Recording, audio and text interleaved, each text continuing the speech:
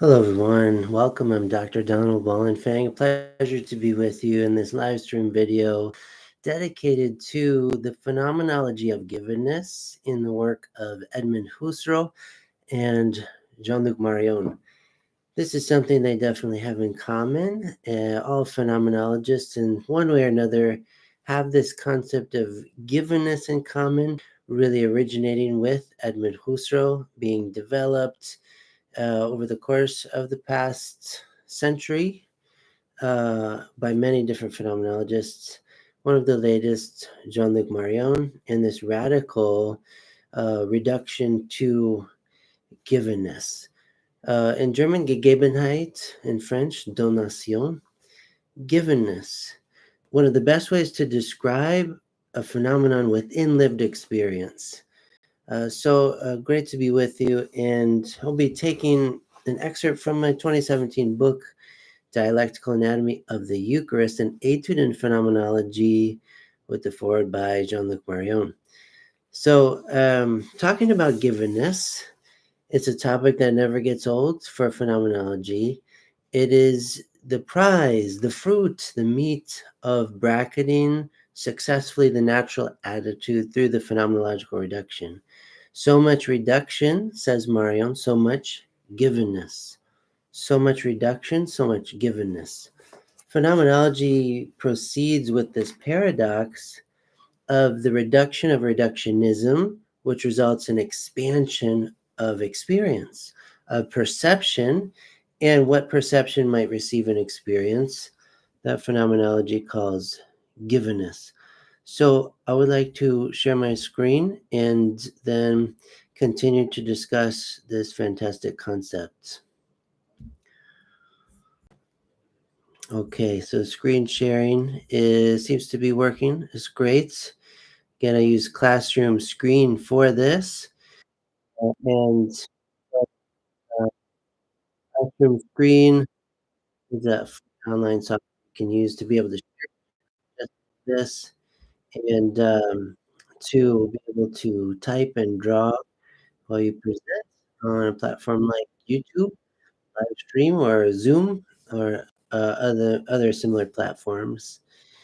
So again, in this video, we're talking about the phenomenology of givenness, this concept.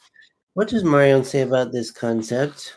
We'll start with some reference to Marion's understanding of it and then move back to Husserl.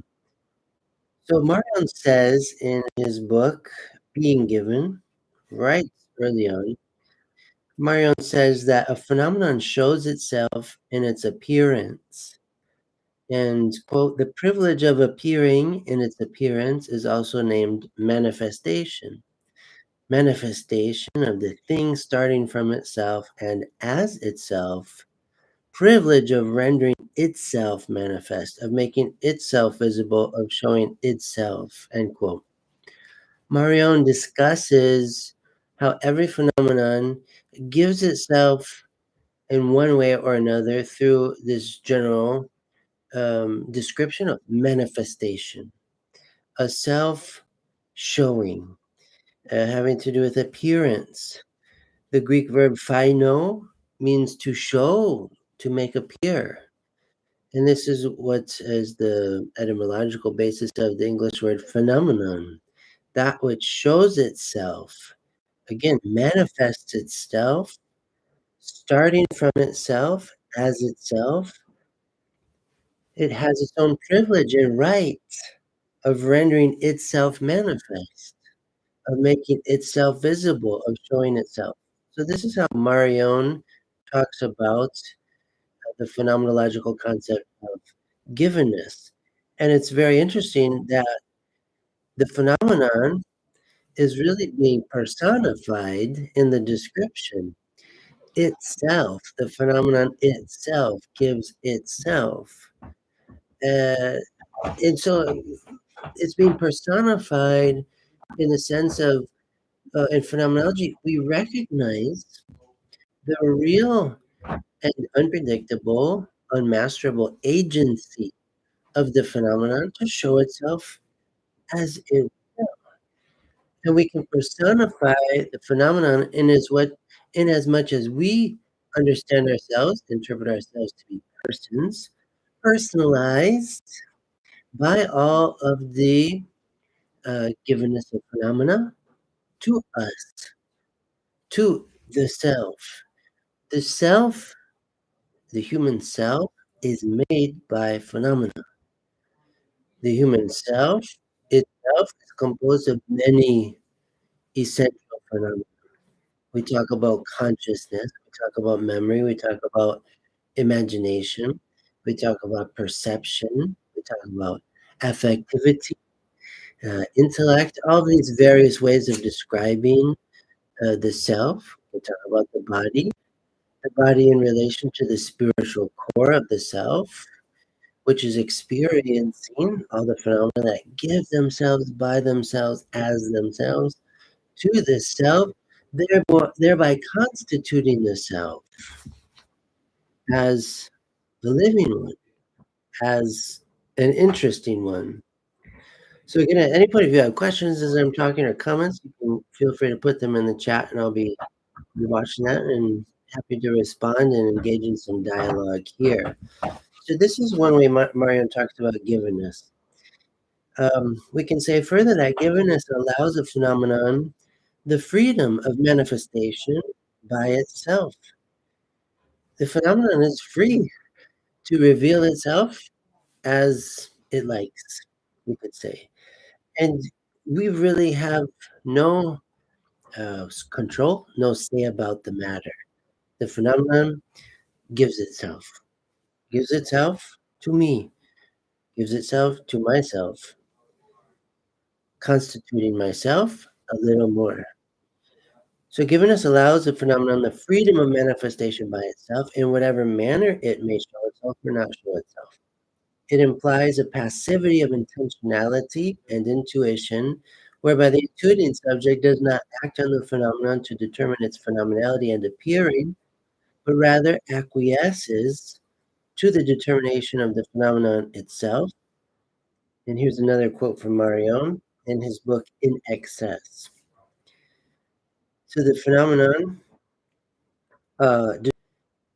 as on all the power of this given comes from crashing down on the screen of subjectivity, the screen of my consciousness, provoking all at once a double visibility. First, that of the given, and second, the visibility of the adonné in French, the gifted.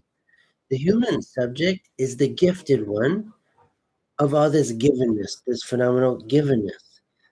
Marion talks about the human subject as a screen, a kind of tabula rasa, a blank slate that awaits with this open perception, this porous perception, all of the phenomena that would give itself to the human subject.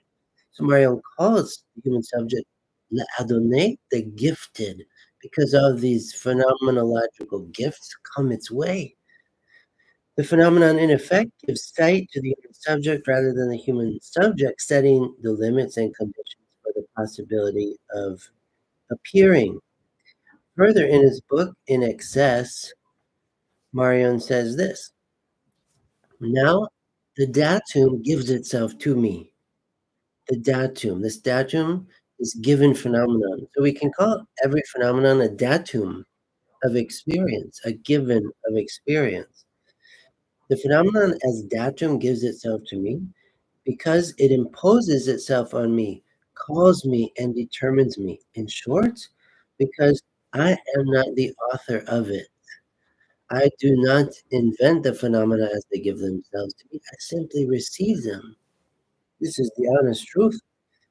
The datum, the phenomenon as datum, merits its name by its being a fait accompli, an accomplished fact, such that it happens to me, and in which it is distinguished from all foreseen, synthesized, and constituted objects, since it happens to me as an event.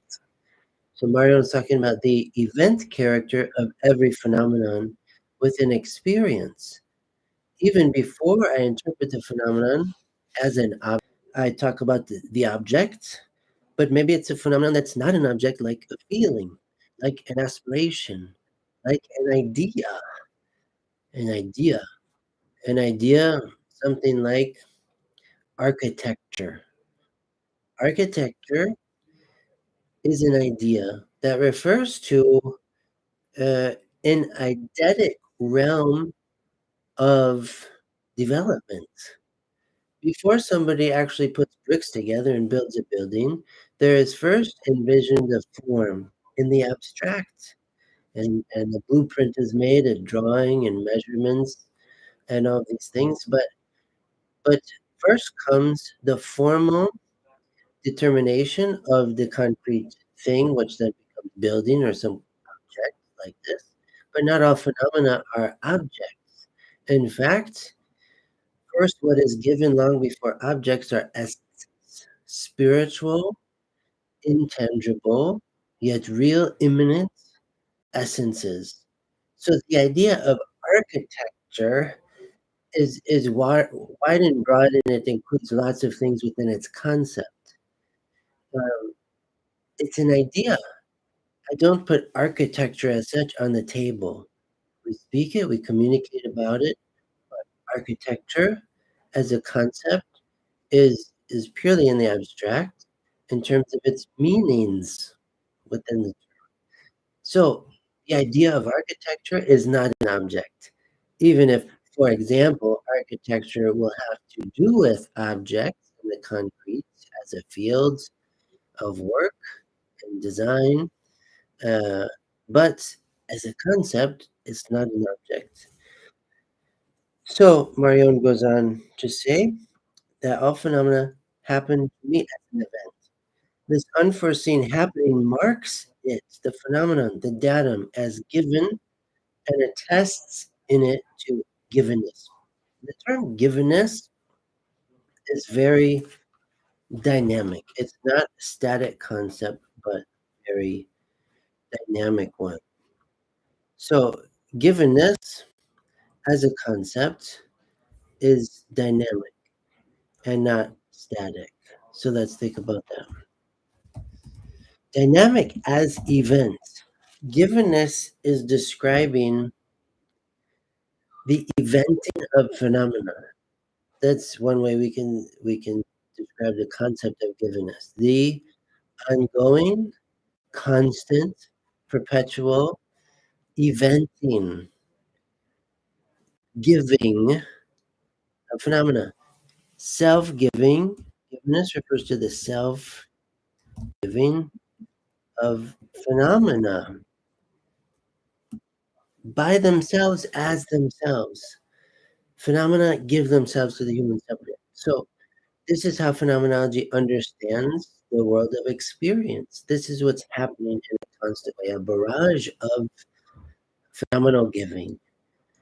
And Marion, we'll go on to talk about the saturated phenomenon. I've talked about that in other live streams previously. But just, it is really, experience is saturated. Earlier today, I had the privilege of being part of like a picnic gathering on a beautiful country property with all these flowers and animals, some mosquitoes, blackberries, sumac lemonade, salad, cheese, delicious goat cheese, bees involved in pollination, awesome people. My wife was there, my son was there, and I was enveloped in saturation in this at this experience. Right now, I could say, even though I look at the camera and the laptop screen, and the lights and microphone, book, it's still saturating. I can't, it's too panoramic for me to take in this zoom of my perception. It's a saturation of givenness, not just visual givenness, affective givenness, intellectual givenness, eidetic givenness, all these ideas that are coming to mind and I put into words in a split second. Uh, the interpretation, everything is giving. As one Carmelite poet put it, everything is rushing, rushing. And I think what she's hitting on there is everything is giving, giving. The human subject, the ego, is the very fortunate one in the universe to be able to receive so much givenness. And givenness, Marion says, through what he calls this counter intentionality, givenness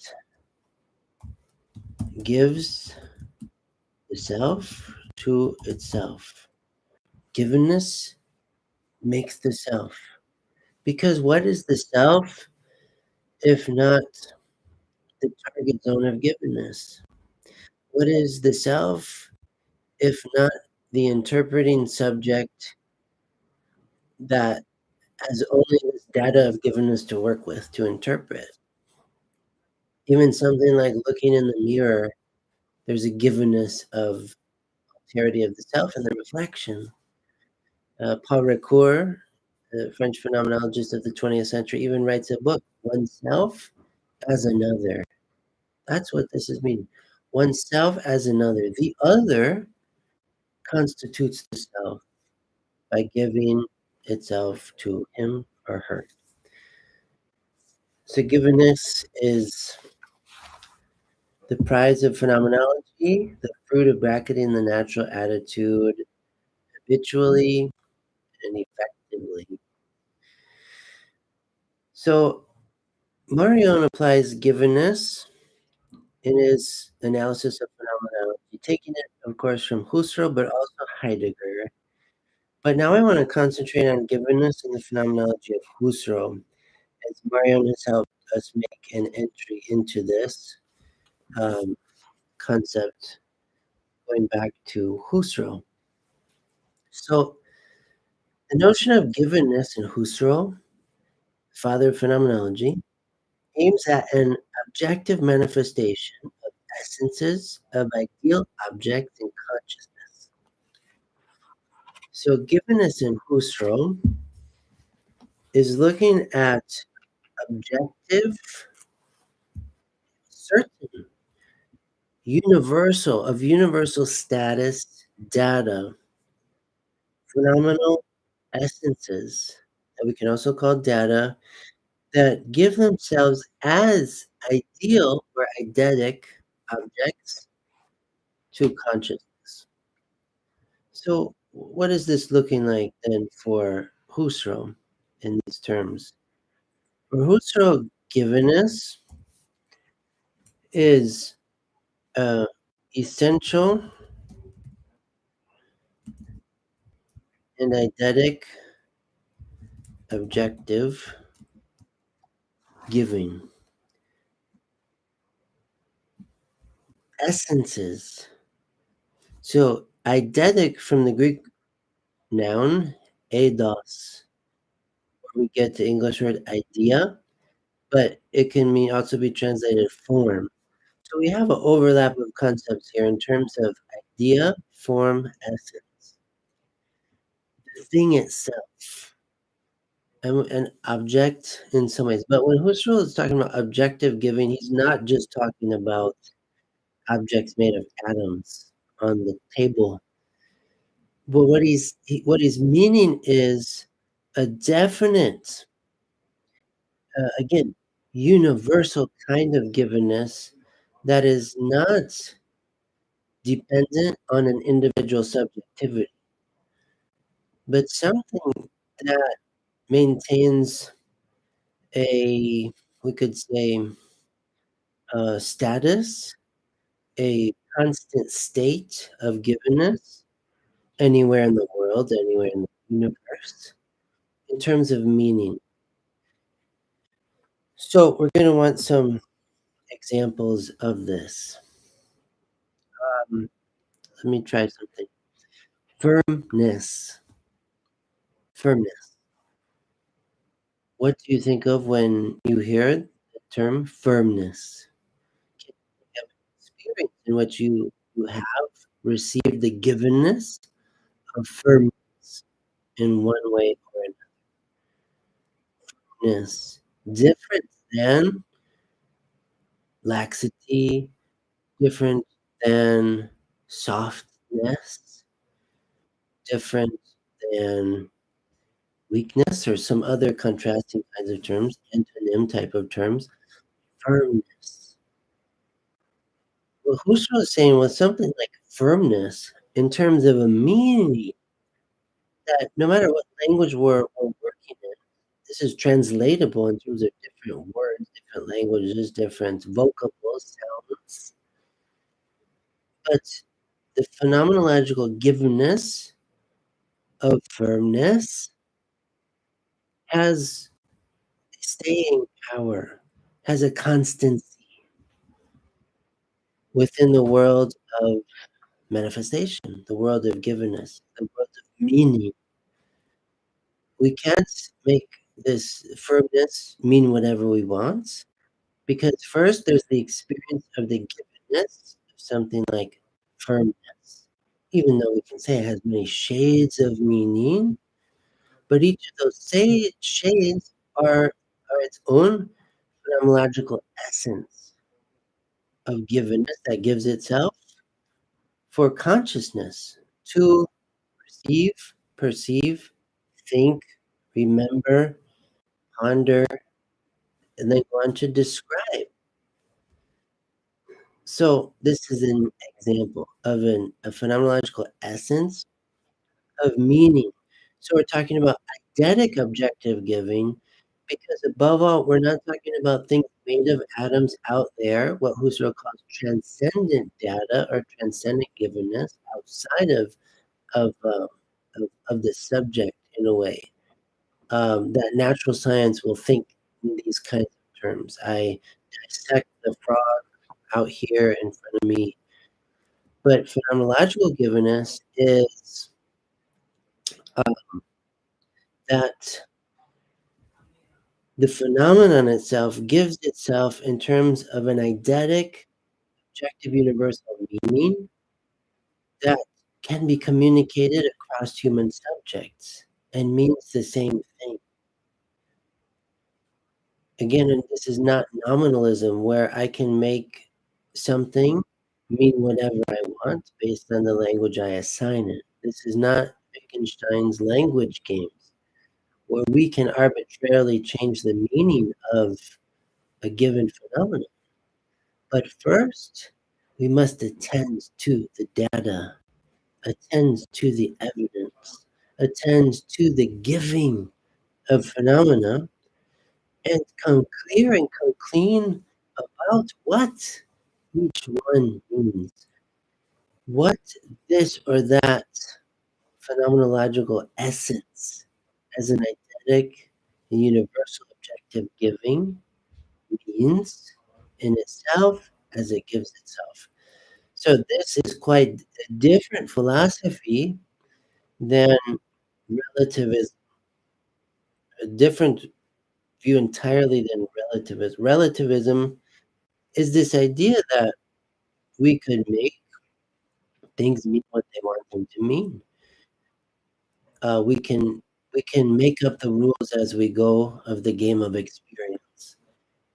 But for phenomenology, there's universal data that give themselves first. And again, we don't talk about causality like in metaphysics, that has its place in metaphysics. But for phenomenology, we simply talk about the giving of things in themselves. Things, the phenomena, the data, the essential and eidetic, objective givens of experience. So this is why we can say that Husserl develops this kind of eidetic phenomenology, that he's thinking all the way to the essences of phenomena, the eidos of a phenomenon.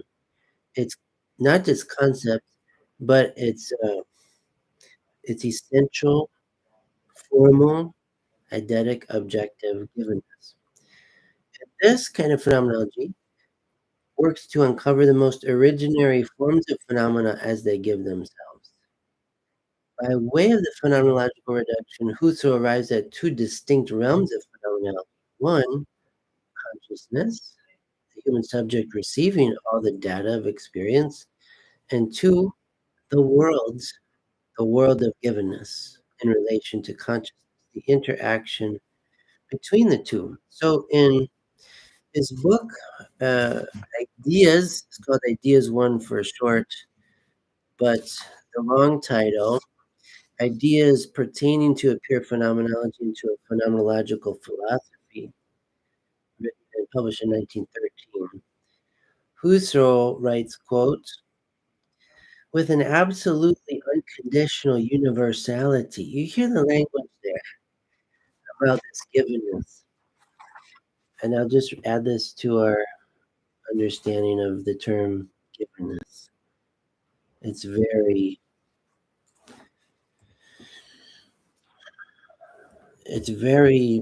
serious in what he's saying. It absolutely, it can't be dissolved into anything else. Unconditional universality and necessity. The necessity is in the giving itself. That lends itself to the necessity of receiving it and interpreting it as a phenomenon. But Husserl saying, with an absolutely unconditional universality and necessity, it is the case that a physical thing cannot be given in any possible perception, in any possible consciousness, as something really inherently immanent. So this language, absolutely unconditional universality and necessity, essentially what he's getting at in giving, phenomenon does this. To consciousness, givenness gives itself to consciousness as inherently immanent, inside, as close as possible, where consciousness is forming a unity with the thing in itself. Like, where do we draw the line between consciousness and what it receives? If what consciousness receives is building up consciousness itself, it's hard to draw the line. Immanuel Kant tries to draw the line in calling the thing in itself the noumenon and what consciousness perceives as the phenomenon. Husserl says no, the noumenon is the phenomenon giving all the way into consciousness, and consciousness is not only making contact with the thing in itself, but being intertwined with the thing in itself. So that's why we can say the phenomenon itself, the thing in itself, is inherently immanent for consciousness. And these immanent data that we're focusing on in phenomenology, this eidetic phenomenology, are the most pure, certain, clear, essential, indisputable, uncontestable data of experience. Much more so than what empiricism claims it has to work with, which Husserl would call transcendent givenness in terms of reducing the world to objects, things made of atoms, things to dissect, manipulate, perform experiments on, thinking about the periodic table of the elements and all of this in terms of what's out here and what are we discovering and manipulating out here. But for Husserl, there's something much more fundamental than experience besides all of these objects out here. But it's the, again, eidetic objective giving of phenomena all the way to consciousness, what we're actually really working with in terms of perceived meanings. So phenomenology ultimately is getting at essential meanings of experience. And these essential meanings of experience are the building blocks of everything else we're talking about, this world of objects, the periodic table of elements, the moon and the sun and the stars, and anything, the weather, the economy, the stock market, the soccer game. Uh, Husserl is saying, but what's happening inside? It's a very contemplative philosophy. What is inherently immanent within the world of experience? All this givenness of phenomena. So let's continue to think with Husserl. He goes on to say, thus there emerges a fundamentally essential difference between being as mental process and being as a physical thing. So using some language of being here carefully, kind of importing it from metaphysics,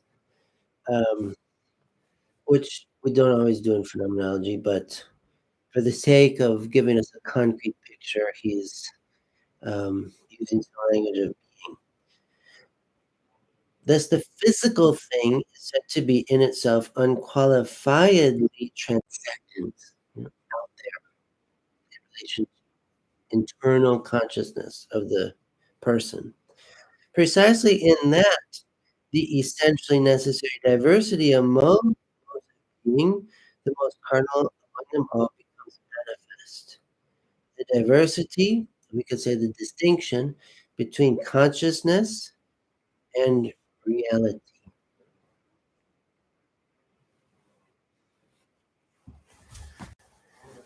So he's getting at two main points here. It's important to make the distinction between consciousness of the self and the worlds of phenomena that give themselves to the self. So that's what he started out with. This two distinct realms in phenomenality in lived experience: consciousness and the worlds of givenness in relation to consciousness. So conscious too is given to itself to be experienced, which is a paradox. How can I experience my own consciousness? Isn't that what's doing the experiencing? But as Paul of course says, through a distanciation, not in this case of the text, but of one's own consciousness, vis-a-vis the concept, vis-a-vis another human person who faces me, Levinas, the call of the other, this awakening of my own consciousness as I face the call of the other, as a primordial consciousness. So there's an alterity of consciousness that can happen even for itself, um, and not a doppelganger or a split personality or something, but just in terms of phenomenological analysis of the self, there is an othering of the self that takes place in its own analysis. And the second point Husserl is really getting at here is that with bracketing the natural attitude, we intentionally lose confidence in the concept of reality we thought we had, in order to win the prize of reality as givenness. So often we go to philosophy with many preconceived notions. And for phenomenology, that's a problem. All those preconceived notions make up the natural attitude. And it has to be bracketed again, again, again, in order for the new given to give itself fresh. So whatever I think reality is, that's a metaphysical assertion. And phenomenology intentionally brackets that for the sake of a more precise receptivity to reality. Yes, reality, but the reality of giftedness, the reality of phenomena, the reality of things in themselves, the reality of essential data of experience given all the way to the inside of the self, to contemplate these data, these givens, these most certain and clear data of experience. So with this, in Husserl, the phenomenological reduction brackets everything phenomenological givenness. And so, to quote from Husserl's 1907 Göttingen lectures, the idea of phenomenology, he writes, quote, in givenness, we see that the object is constituted in cognition, not on the table, not in the petri dish, not under the microscope, not through the telescope. Uh, the object is constituted in the heart of cognition, thought itself. And this is not idealism per se. It's not Kantian idealism. It's not saying all we have to work with are these phenomena in our minds that are different than things in themselves outside the mind. But what Husserl is saying is what phenomenology is attending to is all of these phenomena that begin outside the mind, but give themselves all the way into the mind. So according to the epoche, the phenomenological reduction, Husserl draws this distinction between that which is given absolutely immanent to consciousness and that which is not given or given only partially, transcendent consciousness. So if I'm talking about, like again, elements, the periodic table of elements, if I say I have an ounce of carbon or a gallon of water or something like that. And I think about it in these terms, a measured amount of the material stuff. Um, that's one way to think about it, to talk about it, to work with it. But for phenomenology, we don't use that language straight away. What we do is we bracket all those preconceived concepts, judgments about what something is, we bracket it, set it aside, and are simply asking in this fresh experience what gives itself. What gives itself. So something like what metaphysics or empirical science may call a gallon of water. Phenomenology receives something and doesn't pretend to know what it is already.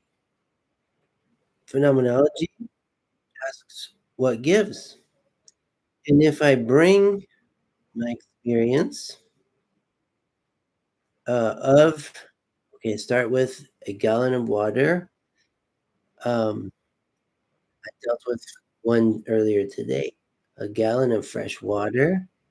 And I think of the plastic jug and the top and the liquid inside. These are all ways to talk about it empirically or in terms of transcendent data, transcendent givenness out here, something that I'm going to hold, explore, manipulate, place in a category, and it doesn't provoke necessarily all that much fascination. But from a phenomenological perspective, what we have being experienced is not just some objective gallon of water, H2O, periodic table of elements, but what's more essential to experience is something like thirst, something like quenching the thirst, is something like life, is something like undulation, waves, bounciness, containment, solidity, wetness, movement. Okay, unpredictability. What's giving itself here? What if I go to the other side? What if I go underneath? What if I go over the top of this givenness? What if I continue to contemplate this givenness and related phenomena? What if I begin to contemplate this essential datum giving itself to me within a context of essential data? What if I start to think about this focal point of givenness opening to a halo of givenness, the party, the people, the sound, the fellowship, contentment. We could say not all phenomenological experience results in a go to metaphysical judgment as a positive or good lived experience. But more often than not, phenomenology provokes us into this field of wonder. Again, an attitude of, as John Paul II calls it, intellectual charity in relation to the world, to oneself, even to the possibilities of divinity. So the phenomenological attitude is one of fundamental charity, generosity, hospitality, and I dare say hope, anticipation, receptivity, giftedness. Lots of giftedness. So back to Husserl, in an instance of absolute given, this is quoting from uh, Ideas 1, synonyms. In an instance of absolute givenness, quote, perception and perceived form essentially an unmediated unity. The phenomenon in consciousness, perception, consciousness, and what is being perceived, the givenness of the phenomenon, form essentially, and we can say spiritually, not in a metaphysical sense, but hard not in a metaphysical sense, but spiritually, that is something that transcends the transcendent world of objects, empirical objects. The transcendence of transcendence we call immanence, consciousness. But the phenomenon in consciousness, essentially unmediated unity, that of a single concrete cogitation, cognition, thought, lived experience. Here, the perceiving includes its object. So Husserl can't help but use the language of object because what he's contesting is subjectivism, psychologism. So he has to use the counterpart language of object in this early phenomenology. So as the reduction has been developed in this phenomenology of Givenness developed all the way through Jean-Luc Marion to date, we speak in terms other than object because object still brings us back to a more empiricist interpretation of things. But when Husserl uses the language of object, it's moving toward uh, this this claim of universality when it comes to phenomenological data of experience. So here, the perceiving of consciousness includes the phenomenon as essential object in itself in such a manner that it can only be separated abstractively, only as an essentially non-self-sufficient moment from its object. So when we do the phenomenological description, we extract from the concreteness of the lived experience, but only in an essentially non-self-sufficient moment from the original givenness of the eidetic object we call the phenomenon.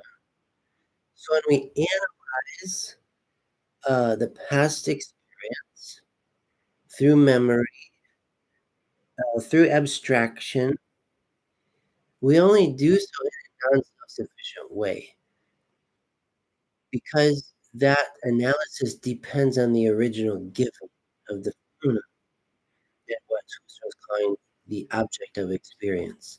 Again, not the object on the table, but the essential immanent objective giving of the phenomenon all the way to us. In an instant of absolute givenness, given and noesis, the act of cognition, form inseparable unity. So a noema is the phenomenon that gives itself to noesis, conscious cognition, and the process of assimilating the phenomenon in its immanent givenness within consciousness. For Husserl, quoting here from Marion's book Reduction and Givenness, for Husserl, absolute givenness is an ultimate, whereby instances of immanent absolute givens attain universal status, that is, absolutely given once and for all, in a global sense.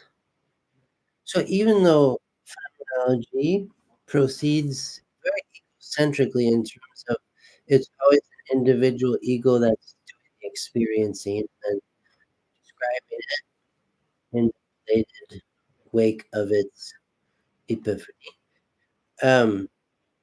Still, phenomenology will move toward intersubjective communication about our common lived experiences as common human subjects. So when I was talking about firmness earlier, or softness, or ness, or hopefulness, or sadness, there's universal meanings that we're communicating, no matter which we're using, in as much as our lived experiences begin with universal givens. So we can't talk about a common lived experience of sadness without prior giveness, essential, eidetic, objective, and meaning, eventually named sadness. We're not asking what caused your sadness or my sadness or sadness or her sadness. We're asking about the universal meaning of sadness as such. Sadness. A givenness of a lived experience that we hold in not because we interpret it the same, but because it gave itself the same as a universal phenomenon we eventually describe as sadness. Again, it's not what made you sad or what made me sad. It's the lived experience we call sad based on the givenness of the essence of sadness. So, so um, partial transcendent givenness occurs whenever a mental process is directed to something beyond or outside of the mind. For example, Husserl says in Ideas 1, experience, in which all acts directed to physical things or realities of a sort, all experiences, acts, intentionalities directed to physical things, realities, things we can measure, dissect, talk about the molecular composition, the physical thing. That's transcendent data. Those are second rate of an experience. But the empiricist wants to rank them first. These transcendent, disputable, questionable, illusory. Um, so Husserl is informed by Descartes. He writes a whole work about Cartesian method. And what Descartes gets right, Husserl is saying, is that our senses must often, and we have to come clean with this fact, with this fact of the um, dubitability, the doubtfulness of empiricism. After all, scientific theories are always partial and because they are based on new data, better, more precise interpretation of data. So What Husserl is saying is there's transcendent data out here in the world of natural. There are immanent data of consciousness, and those immanent data are the catch that phenomenology is after in the fishing that's being done here. So Husserl employs the example of the givenness of redness in his 1907 Göttingen lectures in a living intuition to demonstrate the distinction between absolute givenness and partial transcendent givenness. Redness as such, redness as essence connected to a particular object is reduced. So the red ball, the red stop sign, the red carpet, the red fish, whatever we're talking about is red out there. Redness is reduced as connected to a particular object as a transcendent datum in order to fully grasp in pure seeing, pure phenomenological seeing, aka also known as perception, the meaning, the concept redness general, universally speaking, redness in species, universal seen or perceived, is identical to this object out there or that object out there. So redness has a phenomenological essence that we can perceive, no matter if we're talking about the red ball, the red fire hydrant, the red automobile, the red dot on the there's something all of these objects out there have in common, and it's the essence of redness. And it doesn't matter what hue we're talking about. We're talking about essence in terms of color. But if we want to get technical, sure, every hue has its essence and a genealogy of shades of still redness. Redness is the meaning of redness. And very quickly, phenomenology, we're not just dealing with color.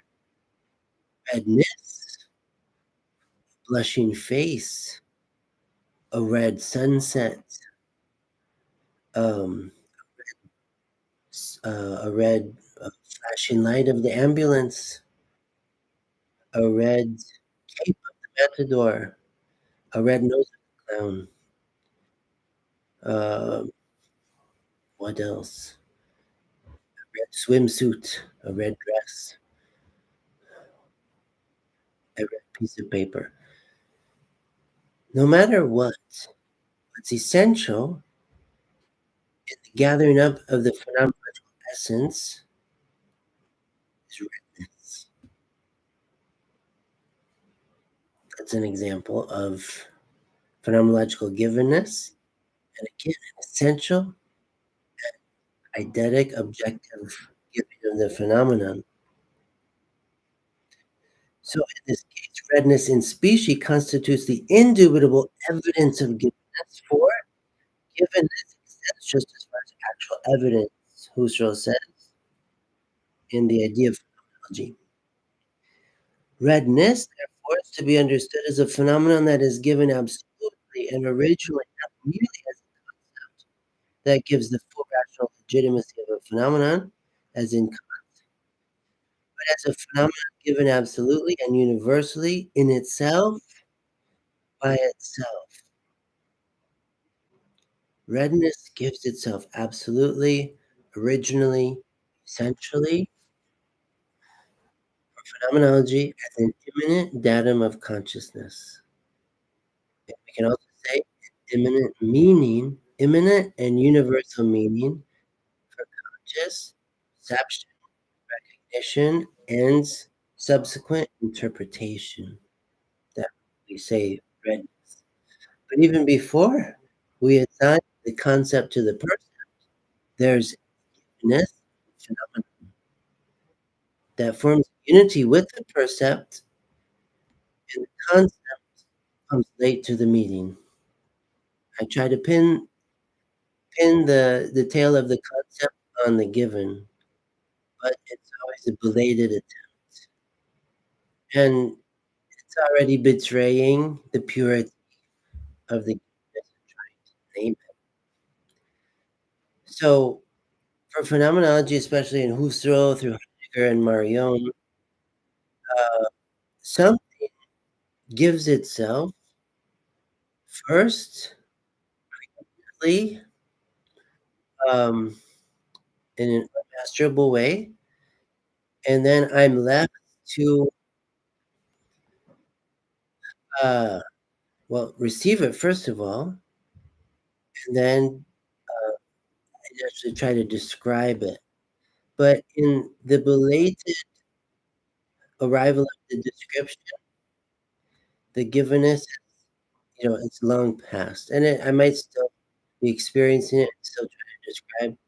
But givenness awakens interpretation. Um, Thank you, Imran, for the question. Can I say more about how the experience of alterity awakens the self? The self absolute other to the identically given, or just another essence that is somehow given to only me? Great questions. Thank you so much for asking. So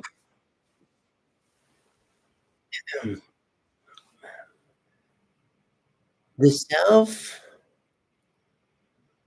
even the self for phenomenology awaits its creation, its on creation, because the self,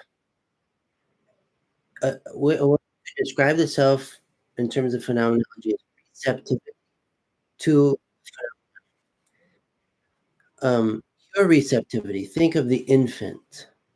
The infant in no way is constituting the world through an informed intentionality, but it's pure receptivity. This is why the person, the child, is the premier phenomenologist, because conscious life is much more so a tabula rasa than a grown up adult.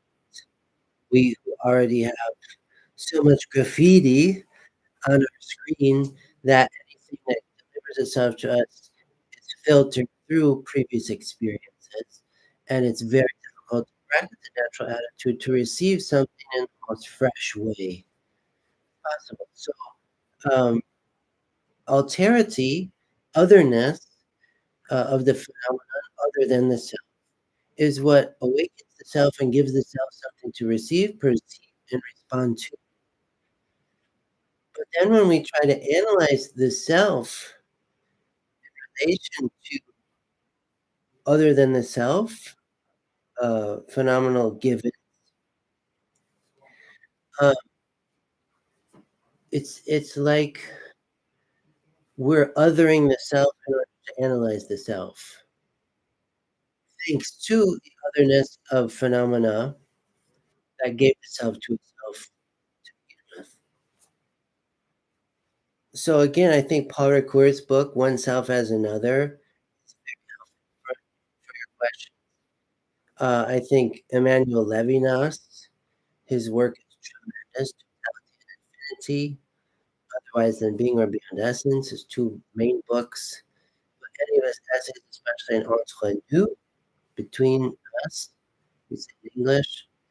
Um, Even his little interview with Deep Nemo, it's called God and Infinity, God and the Infinite.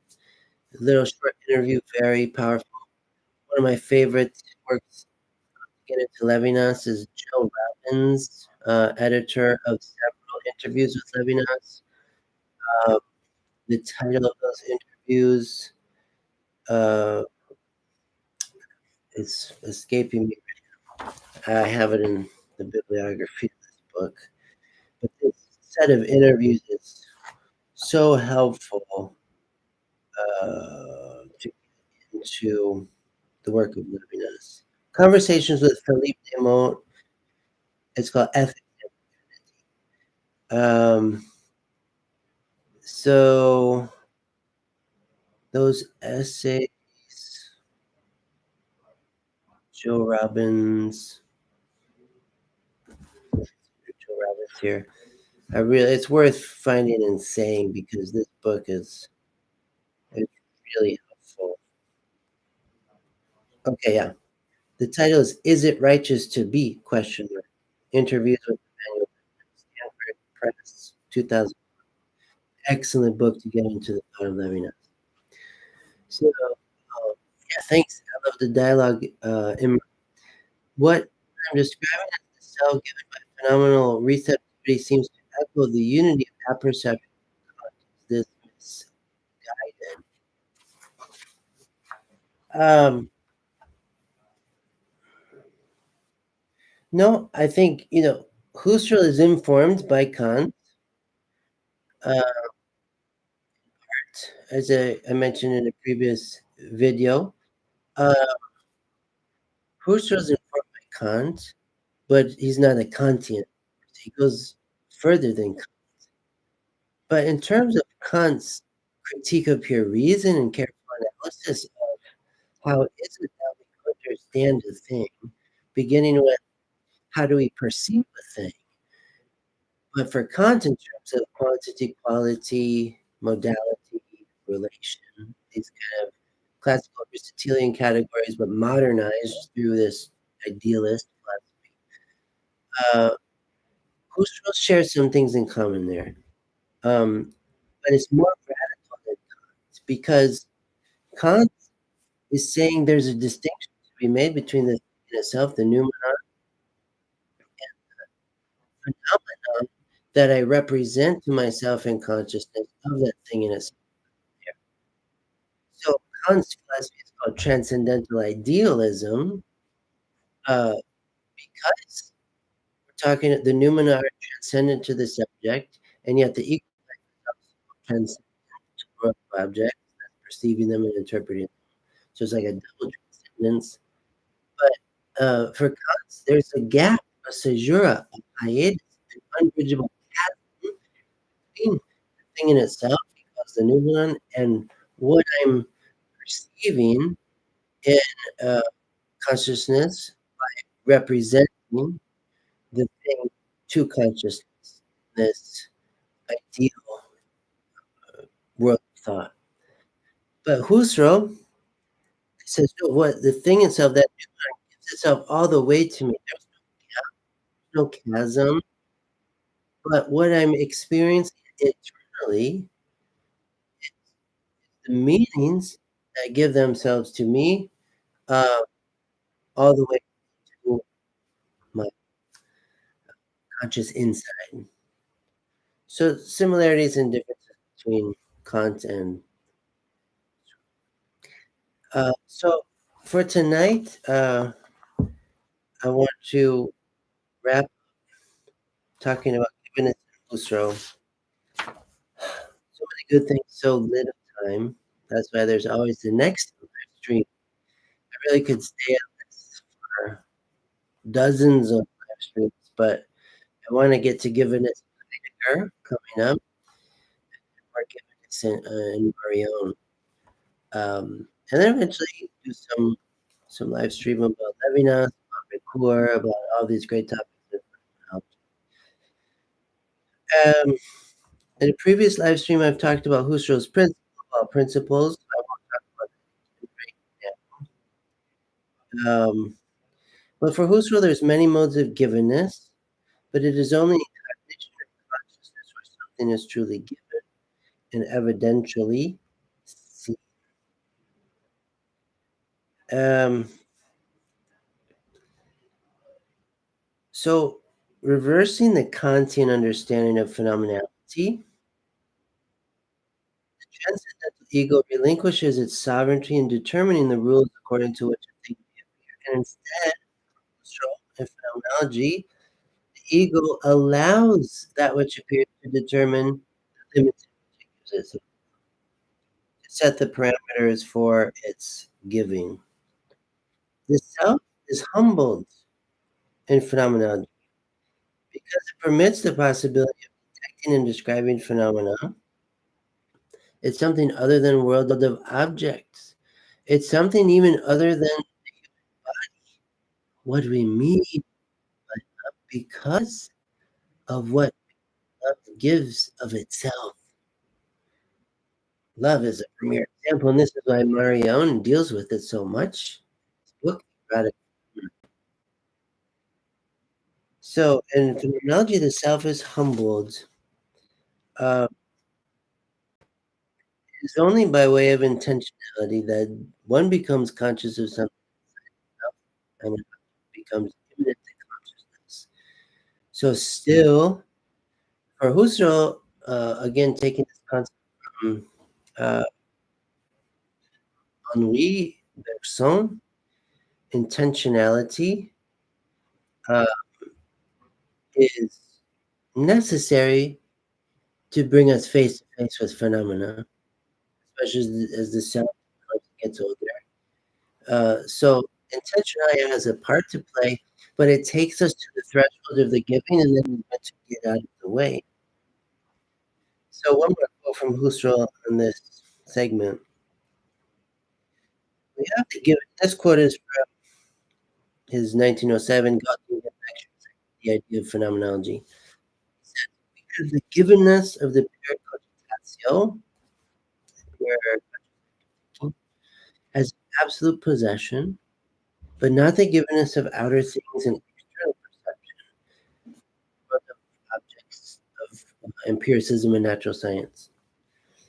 Although such a perception claims to be giving the existence of these things, we directly see, we directly grasp what we intend in the act of seeing. We grasp in this interior cogitatio of immanent data gave themselves to the cogitatio. The seeing or grasping, this intuitive phenomenological perception, what is given, happens only insofar as it is actual seeing, actual self-givenness in the strictest sense, and not another sort of givenness which points to something which is not given.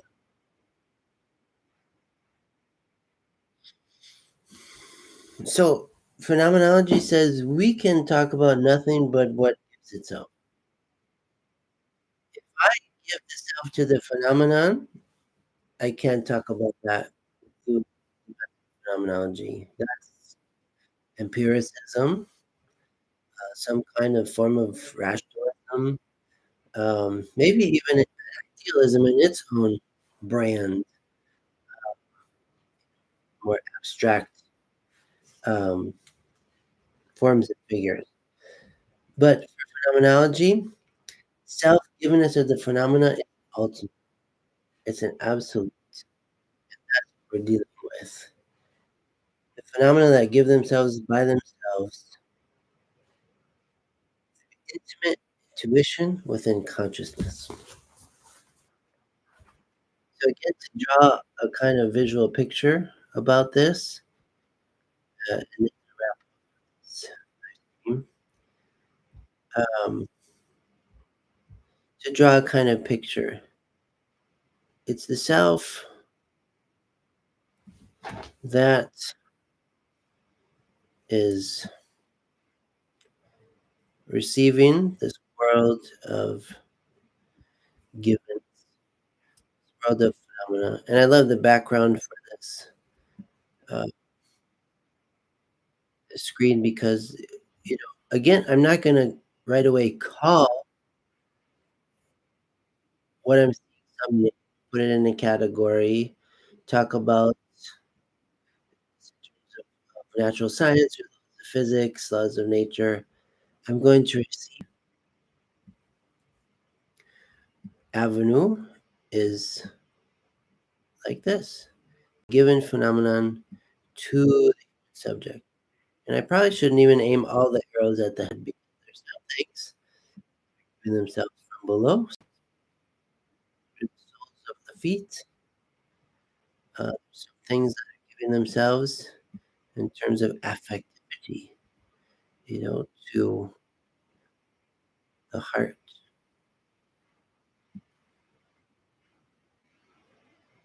But the human person has the privilege of being the destination.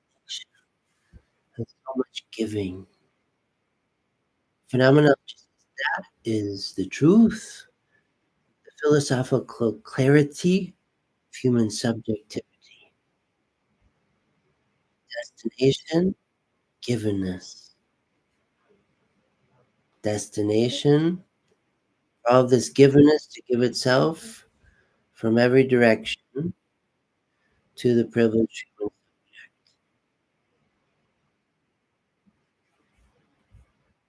A good thing. Arrows of givenness, waves of givenness, surging givenness.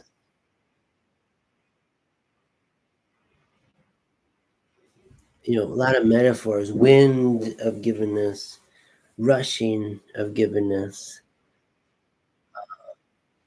arrival of givenness, slots of givenness, deluge of givenness, envelopment in givenness,